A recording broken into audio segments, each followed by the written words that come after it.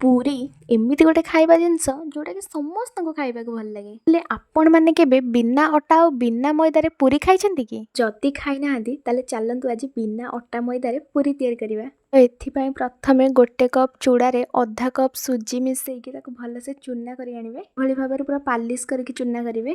ଏବେ ସେଥିରେ ସ୍ୱାଦ ଅନୁସାରେ ଲୁଣ ଆଉ କିଛି କସ୍ତୁରୀ ମେଥିକୁ ପକେଇକି ଭଲସେ ମିଶାଇ ନେବେ। ସେଥିରେ ଅଳ୍ପ ଅଳ୍ପ ଗରମ ପାଣି ଦେଇକି ତାକୁ ଭଲସେ ଚକଟିବେ। ଏଥିରେ ଗରମ ପାଣି ହିଁ ଦେବେ, କାହିଁକିନା ଥଣ୍ଡା ପାଣି ଦେଲେ ଏଇଟା ପୁରା ଗେଟା ଗେଟା ହେଇଯିବ ଆଉ ଜମା ଭଲସେ ହେବନି। ଯେତେ ଗରମ ପାଣି ଦେବେ ସେଇଟା ସେତେ ଭଲରେ ଗୋଳା ଭଳିଆ ହେବ। ଏଥିରେ ଅଳ୍ପ ତେଲ ପକେଇକି ତାକୁ ଆଉ କିଛି ସମୟ ପାଇଁ ଚକଟି ଦେଲା ପରେ ଘୋଡ଼େଇକି ଅଧଘଣ୍ଟା ପର୍ଯ୍ୟନ୍ତ ରଖିଦେବେ। ତ ଏବେ ମୁଁ ଟିକେ ବାହାରକୁ ପଳେଇ ଆସିଥିଲି, ଆଉ ଦେଖିଲା ବେଳକୁ ଶ୍ରଦ୍ଧା ମିଟୁକୁ ନେଇକି ଆସିଛନ୍ତି। ଆଉ ମିଟୁର ନା ଦେହ ବହୁତ ଖରାପ, ସେ କଥା ବି କିଛି କହୁନଥିଲା। ତ ମୁଁ ତାକୁ ଟିକେ ମୋ କୋଳରେ ଶୁଆଇ ତାକୁ ଟିକେ ଗେହ୍ଲା କରୁଥିଲି। ତାପରେ ଶ୍ରଦ୍ଧା ତାଙ୍କୁ ନେଇକି ପଳେଇଲେ। ତାପରେ ମୁଁ ଘରକୁ ଆସିକି ଯେଉଁ ଚୁଡ଼ା ସୁଜିକି ଚକଟିକି ଥୋଇଥିଲି ତାକୁ ଆଉ ଟିକେ ହାତରେ ଚକଟି ଦେଲି। ତାପରେ ଏମିତି ଛୋଟ ଛୋଟ ଗୋଳା ସେପ୍ ଦେଇଦେଲି।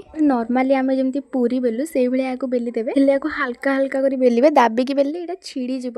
ସବୁ ଗୋଳାକୁ ଏଇଭଳି ଭାବରେ ଆମେ ପୁରୀ ଭଳିଆ ବେଲି ଏବେ ଗରମ ତେଲରେ ଏଇ ରଖିଥିବା ପୁରୀକୁ ଗୋଟି ଗୋଟି କରି ପକେଇକି ୟାକୁ ଭଲସେ ଛାଣି ନେବା। ଯେମିତି ନର୍ମାଲି ଆମେ ପୁରୀ ଛାଣୁ ସେଇଭଳିଆ ହିଁ ଛାଣିବା। ଆପଣମାନେ ବି ଦେଖିପାରୁଥିବେ ଏଇଟା କେତେ ବଢ଼ିଆ ସେ ଫୁଲୁଛି। এইଭଳି ଭାବରେ ଆମେ ସବୁ ପୁରୀକୁ ଗୋଟି ଗୋଟି କରି ଛାଣିଦେବା। ଏବେ ଆମର ପୁରୀ ପୁରା ରେଡ଼ି ହେଇଗଲା। ଆଉ ଆପଣ ତରକାରୀ ଡାଲମା ଯାହା ସହ ବି ଖାଆନ୍ତୁ, ଏଇଟା ଟେଷ୍ଟ ବହୁତ ହିଁ ବଢ଼ିଆ ଆସିବ। ଭିଡ଼ିଓଟି ଭଲ ଲାଗିଲେ ଗୋଟେ ଲାଇକ୍ ନିଶ୍ଚୟ କରିବେ।